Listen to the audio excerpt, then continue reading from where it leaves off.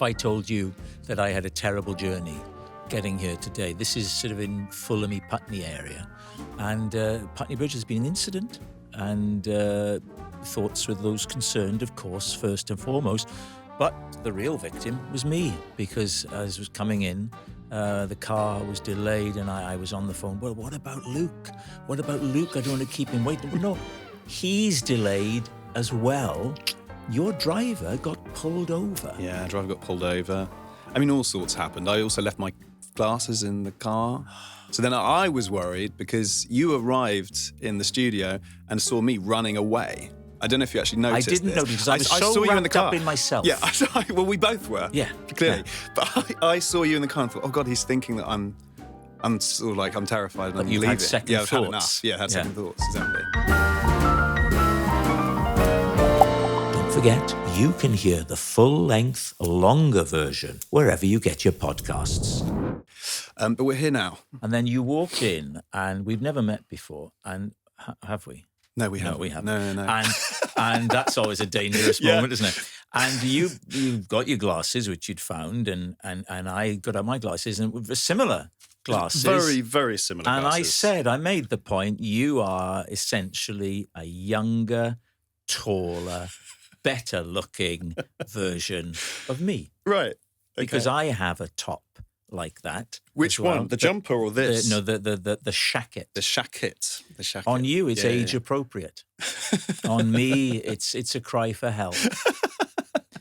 We're talking to Luke Thompson. He's my guest today, and I didn't realize, because I gave the notes on you a cursory glance.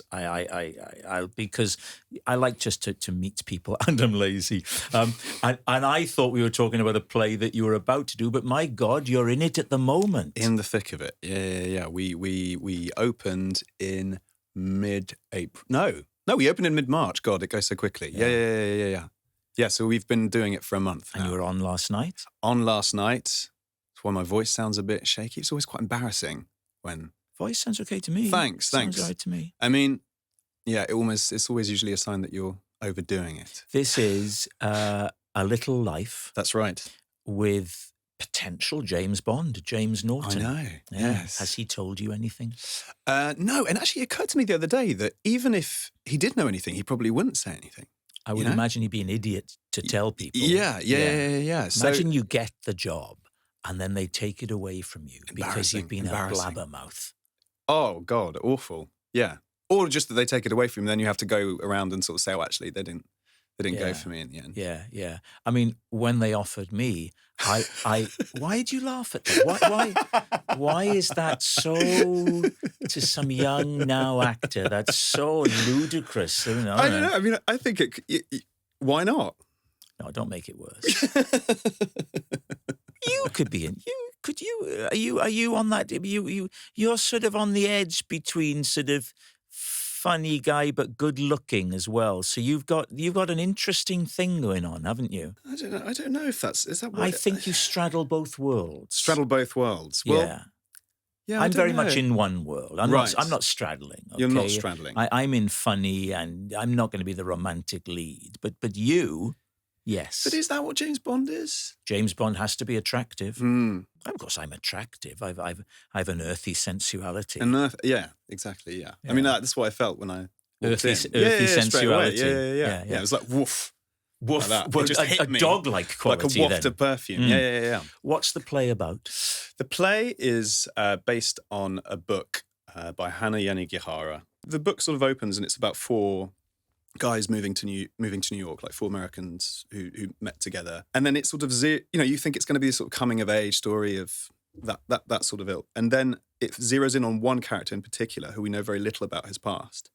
And it turns out that the novel sort of unfolds this quite sort of Baroque level of suffering, basically, that this guy has undergone. Yeah. And is that you or James? That's James. Oh, thank God. Thank God. But so then it that's sort of like the starting point, and eventually it just sort of the others almost sort of like don't fade into the background, but it sort of really starts to center in on this extraordinary story that has happened before they all met. And so I think there's something about excess of sorrow in it, which is clearly deliberate. And I think actually that Hanya, who's been in on the process quite a lot, said that she wanted to write something. The word she used was hot, which I thought was really interesting. And she just wanted to write something sort of unignorable, and very quickly sold out the Pinter Run because the novel has such a following. And yet, yes, a lot of the let's say some of the coverage has sort of focused on the bleaker elements and the fact that people use the word torture porn when they talk about it. They say, it's just a little bit excessive in terms of all of that. What's it like being in that? You've already told me before we started rolling that technical term that it's in case people are picturing us rolling around on the floor. We should maybe do that. Maybe we should. A little extra forward feature. rolls. Stick that in. Yeah, maybe do that. You told me that it's 3 and something hours long. 3 and 40 minutes. Yeah, 3 hours 40.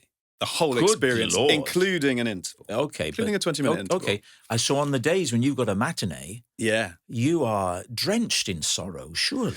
Well, yes and no. I mean, I think when we first did it in the rehearsal room, when you as actors get to feel it for the first time, I remember I did sort of think, God, this is a lot. But something happens with repetition where suddenly you're doing it for an audience where you're sort of inflicting it on them who are seeing it, who are discovering it for the first time. So actually it becomes more of a physical effort than an emotional effort. A lot of people were very sort of careful and concerned about, oh God, do you carry that home or all of that? And actually it's not really how it works, I don't think. For me anyway, acting, it doesn't really because work you're a very that way. lightweight surface actor. I with barely, no depth of feeling. Not at all. Yeah, I just moved my face muscles. Yes, you're sort of tossing it off, really, aren't you? Is that fair to say? Absolutely. Yes. You've become defensive now. That's interesting. It's transferring from the Pinter to the Savoy. Oh, lovely. Yeah, for a month, which is a much that's bigger even more theatre. Subterranean, isn't it? Because isn't the Savoy, you're very much going downstairs to the Savoy, aren't you? Yeah. I think the whole thing is underground, isn't it? Well, there you go. I don't know. I've never been. You've never been to the Savoy I've never been to the Theatre? Savoy Theatre. You've been to the Savoy Hotel. Shall I leave now? Well, we've got the rolling to do first, haven't we? Have you been to the Savoy Hotel? I don't think I have. I met my wife at the Savoy Hotel. Did you? You've never been? No, never been. Where did you meet her? At the Savoy Hotel, I just said. But at the bar or what? Yes, at the bar. Really? Yes. Wow. You're being very nosy, very prying. What's it got to do with you? You brought it up. Absolutely, I did not. You forced it out of me. I envy so much about you, but one of the main things is that you have a quality I would describe as très bien. Très bien. Oui. Très bien. Oui. Pourquoi?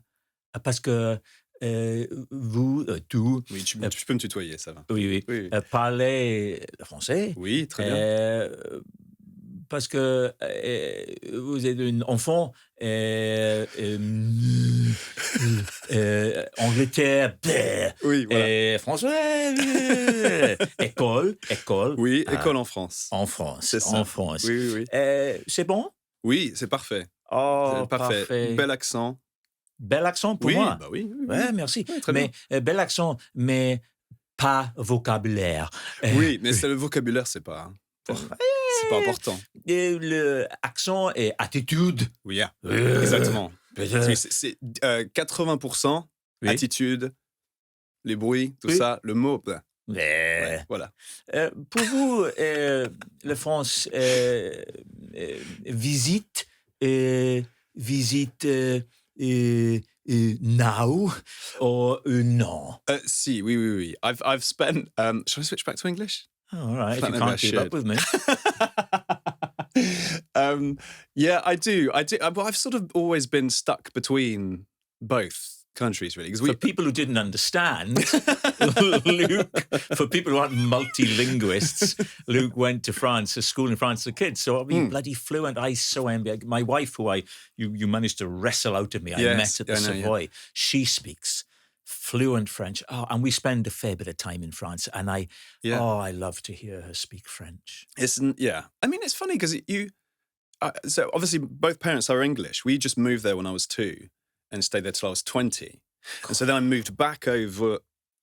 When I moved back over here, it was sort of strange because I had my parents' English, but I didn't have any of the sort of cultural references, or even just sort of, it's not even colloquialisms. It's more that I think you underestimate how much you inhabit a language, like you characterize a language. A language is not just words that you learn and then just say, or in your case, just like noises that you make. It's actually, you know, it is sort of the noises you make, and it's something that you make yours, I guess. Yeah. And I just remember coming over and feeling slightly blank in English. People would talk to me, and obviously I wouldn't have an accent, but they could sense that there was something sort of slightly alien about me, or something slightly uncomfortable. There was a sort of Which language do you prefer speaking?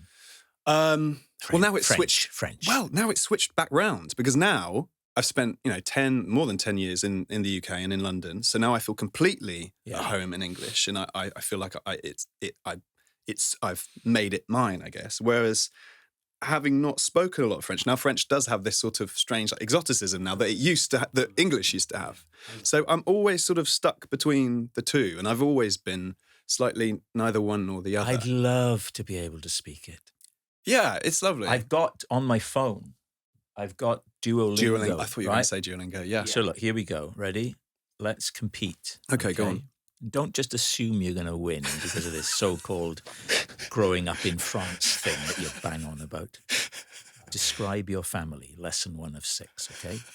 Come on, why is it not making a noise? Here we go. Les parents. Les parents. The parents. Yeah, very good. Okay, very so good. There. Okay. Here we go. Trois. Toi, 3. Yeah. Okay. 3 parents. Hang on. Oh, now you've got a WhatsApp come through. Yes, my wife. She senses she's being discussed. She's seen a painting and she wants to know if I like it. That's okay. But I'm talking to Luke Thompson. I mean, you could do that. You can show me the painting, see if I like it. All right. So Howard Hodgkin. Have a look at that. Yeah, I like it. I'm not wild about it, but my attitude is if she likes it, just go with the flow. I think I like it. I mean, I don't feel like I know much about My paintings. wife. Or your wife. No. But I like it. I think you could go in the bathroom. Is that the idea? Or The bathroom? Well, I don't know. Why? Because there's blue in it? I'm going off you. Hang on, right. I'm just sending a yes, and we're going to get back to this. I'm wishing I hadn't done the whole Duolingo thing, to be honest. It's not really flown like I thought it would. When did you think to yourself, I want to be... You see, when you live in the world of actors, as we do, you forget that it's an unusual career choice. Mm-hmm. Most people don't do it. No. When did the inkling come for you? I remember being very... So I went to a... obviously, first part was a fully French school where they don't do any extracurricular stuff or anything. And then I went to a secondary school which had an Anglophone section. Fontainebleau? In Fontainebleau. Oui. So I had like a mix of... It was a French state school, but then it had an English private section. So we had like a bit of both. And the English private section did school plays. Yes. And... Some wonderful middle-class English children growing up in France. Very much a Hiddleston, sort of Redmayne, sort of breeding ground. But what actually happened, I think, Might give it a go myself, actually. Yeah. My gap here. So I might, I just think that when I started, I think I did a play. I think I did What a Lovely War. I think it was. Do you know that play? You ever heard that play? Yes. Okay. Well, I think don't know. I'm just coming on the first bus. No. You know, Victor Spinetti got a Tony for it. You know who Victor Spinetti was? No. Okay, now the shoe was on the other sock. Very much. Yeah. Suddenly you're not the expert on, what a lovely war. Luke Thompson's specialist subject, what a lovely war. Do you know it, Rob? Have you ever heard of it, Rob? Yes. Anyway, I was in a production of it, and You've I crossed played... your arms. I know. Crossed your arms. Come on, it's okay. Just relax.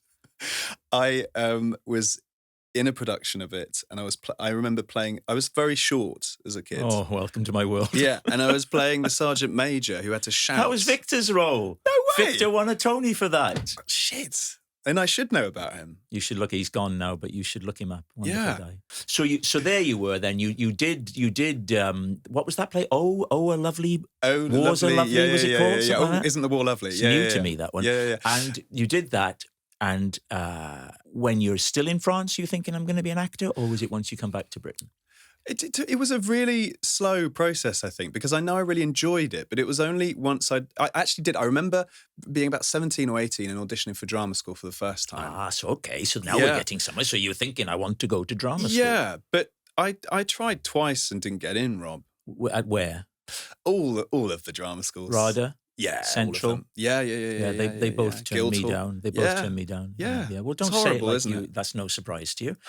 The response to that is really? Really? Yeah. Yeah. So where did you go eventually then? RADA. But before that... Yeah, I kept that up your sleeve. You were playing the I was rejected card I very was. nicely. And then you went back again. So I auditioned twice, then sort of gave up a little bit and went to university. I've studied too much. I went to university for 3 years. I went to Bristol. To for do 3 what? years, to study English and drama. But essentially what I did is I was in 15 plays. Oh, yeah, well, I understand, yes. And I understand. that was mainly what was really fun about it. Yeah, great. Who was there? Who were your contemporaries? Anybody of note? There was a period, I know Williams went there, and I want to say Simon Pegg was there, and a bunch of people. You often get a clutch in the same year. Was it like that for you, or are you the only one that is? Yeah, there are a few. A couple of my friends are quite big writers now, screenwriters. A friend of mine called Laura Neal, who wrote some Killing Eve. A friend of mine called Joe, who wrote a Netflix show called Feel Good. Do you know Joe? So I don't know him very well, but Joe Alwyn. Do you know who that is? No. Joe Alwyn used to go out with Taylor Swift. Now I don't know Taylor either. You don't know Taylor Swift? No, I know who she is, Okay, but I don't know her. No. Well, that's what I was asking. Oh, sorry. Of course I'm aware. Yeah. Have you heard of Oh What a Lovely War, Rob? Yes, Taylor Swift. Of course, I've heard of Taylor Swift. So he was in the year below me. They sometimes play her at the Pensioners' Day Centre I spend time at. Yeah. Taylor Swift was in the year below you. No, what? Joe Alwyn was in the year below Orton. me. What? Joe Alwyn. Joe Alwyn. Yes. Right, and he then went out with Taylor Swift. I know, yeah. Okay. Which is quite, Well, I'm not telling you, you're telling me. Right, okay, fine. Oh, get to Bridgerton. So you go to you try again for RADA. They say yes. From what I read, you started doing good theatre quite quickly. My first job was at the Globe. I was obsessed with the idea of going to the Globe. Were you? What was it about that appealed to you? I think I've always, and not just in the Globe, but then since as well, just been very interested in how to work older plays, because I've always been really interested in older plays, and I think sometimes that can feel a little, it's sort of another act sort of saying, oh, I really like Shakespeare. You sort of think, oh, do you though? But actually, I think that I've always been really, really fascinated by them, but also fascinated in the task of trying to make them work. Because let's face it, when you book tickets, or when your wife books tickets to go and see Shakespeare's, I book often you're sometimes slightly... It's me that books. It's not always her. She's not my carer. But you know... Very rude, very rude. I mean, you're charming in Bridgerton, but I think in person... Yeah. There's a rather caustic edge, but go on. Speak the speech, I pray you, trippingly on the tongue. Midsummer Night's Dream, That's am I right? right, yeah. So Bang on. cultured. So cultured. Have you ever seen a play, Oh, What a Lovely War? Now, Joan Littlewood did the original production of it, of course, and Victor Spinetti, Barbara Windsor was in the cast. Really? I think you'd like it. Barbara Windsor was in it as well. See? I know more about Oh, What a Lovely War than you do. All right, you did a lot of theatre and good stuff, but the thing that people know you for, so and that's good, and that's a nice career, and you're doing the theatre, wonderful. Then you're in this thing, which is a proper sort of phenomenon. It's a thing, It is a thing, yeah. How did it happen? I got, an audition through for this thing called Bridgerton at a time when no one really knew what it was. No. And obviously now everything is done by tapes. Yes. So literally I do 2 tapes, and then I think I went in to meet a casting assistant and read for another part. That was it.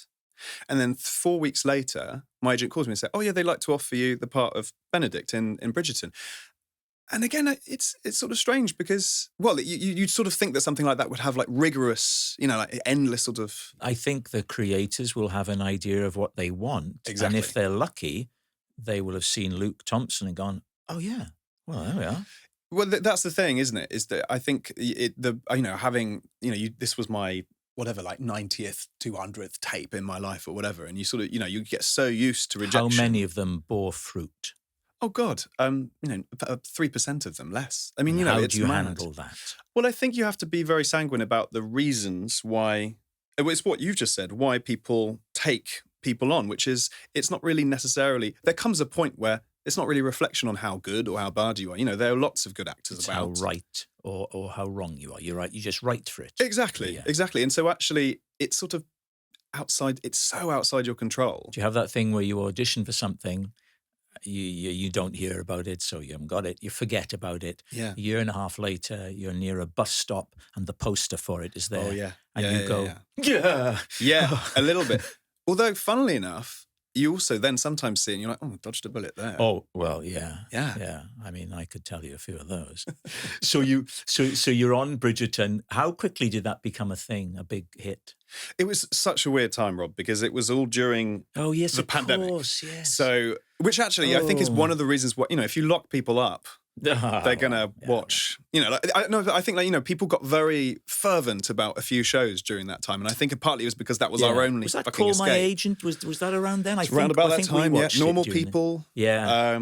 I May Destroy You. Like, there were loads of shows like that sort of caught people's imagination. But I feel like because I think it was such a weird time because I, not being on social media, I didn't really have a sense of the fact that it had blown up in quite the way it had, which was very strange because there was this sort of thing going on outside that I had no access to. Would you have been cast in this play, good question. A Little Life, with the future James Bond? You said he's told you he's going to be James I told Bond. you that. Yeah. You've heard it here first. If you hadn't been Luke Thompson from Bridgerton, it's a real question. I mean, it's a question for the casting director. I think. Well, she is not here. No, I know, but I think I don't know. I mean, I think probably yes. Probably that is it gives you petrol in the tank is what it gives you. Yes, that's what it is. Yes. Or let's be a little more enlightened. It recharges your lithium battery underneath that runs the length of your electric car. Exactly. Yeah. Because you've come in here banging on about fossil fuels. I know you're a big supporter of fossil fuels. You feel that we should be embracing them, Absolutely. don't you? Absolutely. Yeah. And that's a bit upsetting for some of my listeners and viewers. Luke, I've loved talking to you. Thanks for doing this on a day when you've got a performance tonight. You did pleasure. a show last night. Yeah. Really nice to meet you. You too. And I've thoroughly enjoyed talking to you. Yeah, same. Yeah, all right. What is that? What do you mean, what is it? It's not with it, he doesn't know. It's from a play called Oh, What a Lovely War. You should look it up.